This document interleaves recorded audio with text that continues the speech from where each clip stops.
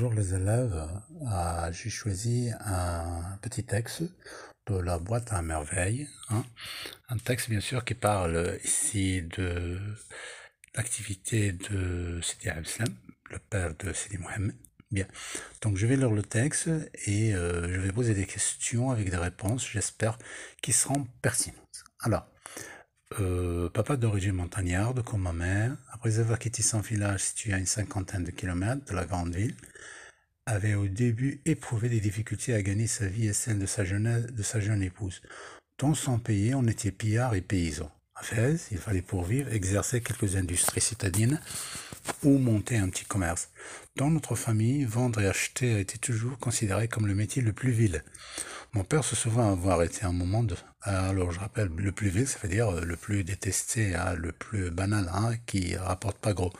Mon père se souvient avoir été à un moment de sa jeunesse dans l'atelier de l'un de ses oncles maternels tisserand de couverture. Il s'acheta donc un minimum de matériel, loua un coin dans un atelier et s'installa tisserand.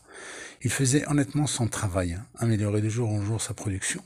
Bientôt ses articles furent très disputés et le ménage jouit d'un certain confort, c'est-à-dire il dispose. Mon père avait un vieil ouvrier avec lui sur le métier, Trice le teigneux, car il avait de l'Athènes, hein, une maladie dermique sur les cheveux. Trice le teigneux garnissait les canettes et faisait les commissions. Les canettes ici sont les bobines dont le métier à tisser. Le vendredi faisait exception. Ça veut dire que c'était un jour, pas comme les autres, un jour exceptionnel, parce que c'est le jour de la prière. Ce jour-là, mon père était à son métier, jusqu'à midi environ, il payait ses employés, allait à la mosquée pour la grande prière, et nous déjeunions en famille, c'est-à-dire ensemble. Ahmed Sfraoui, la boîte à merveille, le XXe siècle. Bien, pour la compréhension, je commence par un petit tableau, nom de l'auteur, c'est Ahmed Sfraoui, la source, donc c'est la boîte à merveille, le siècle, c'est le XXe siècle, le genre de l'heure, c'est un roman autobiographique.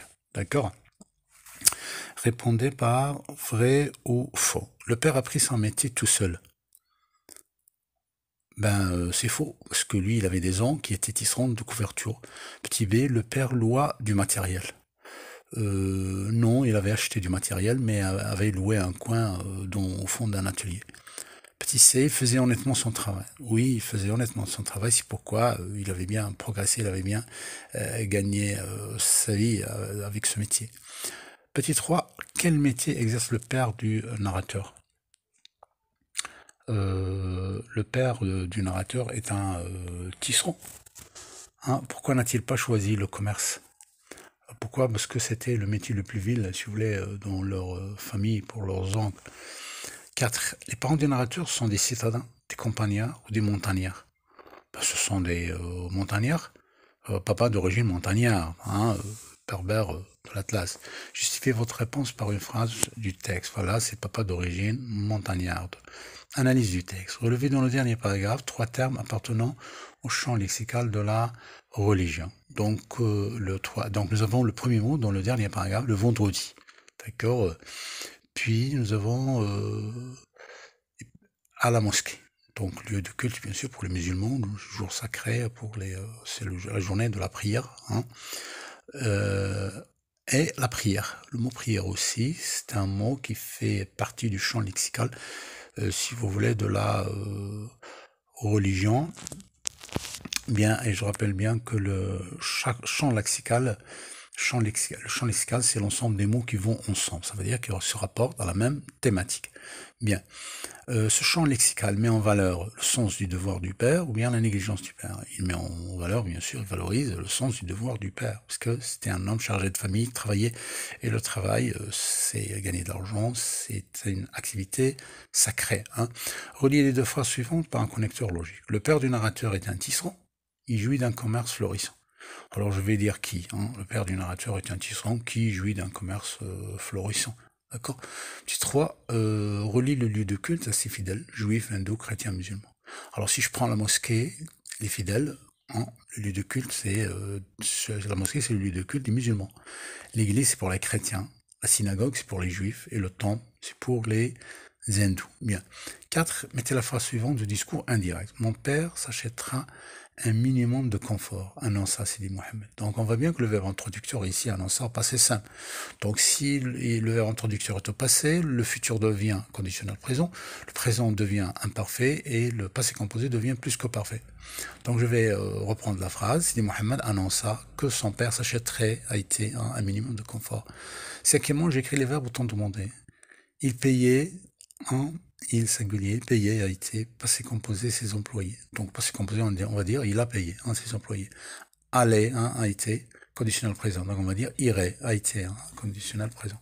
Et nous déjeunions, passé simple, en famille. Donc le verbe du premier groupe c'est am. Nous déjeunâmes en famille. 6. Un vieil homme teigneux a été choisi par mon père. Donc par mon père ici c'est un complément d'ajout. Alors refaites la phrase à la voix active. Donc dans la voix active, le complément d'ajout devient un sujet. Donc c'est mon père a choisi un vieil homme teigneux. Voilà. Écrivez correctement les accords du participe passé. De vieux métiers artisanaux ont été valorisés, au accent S, ces jours-ci. Les tisseuses, je répète, les tisseuses ont été prises en charge par des coopératives locales. Ces ouvrières sont récompensées, au accent ES. Récompensé R, donc ça devient, ces ouvriers sont récompensés, accent S, pour chaque produit perfectionné, accent. Huitièmement, vendre ou acheter a été toujours considéré comme le métier le plus vil, souligne le groupe nominal sujet dans cette phrase. Donc le groupe nominal sujet, c'est vendre ou acheter, ça veut dire que ce sont deux verbes à l'infinitif qui constituent le sujet. Je rappelle bien que le groupe nominal sujet pourra être bien sûr un infinitif. Par exemple, jouer est très important pour un enfant. D'accord? Donc ici, le groupe nominal sujet est un verbe. Comme, je sais pas moi, dans une complétive, je pourrais dire le COD pourrait être un infinitif. Par exemple, je vois arriver papa en courant. Je vois quoi arriver. Vous voyez, ici, c'est une complétive infinitive, comme le sujet, bien sûr, qui pourrait être un infinitif. Bien, j'espère que j'ai proposé un bon petit contrôle avec des questions qui pourraient être pertinentes et intéressantes pour vous. Merci.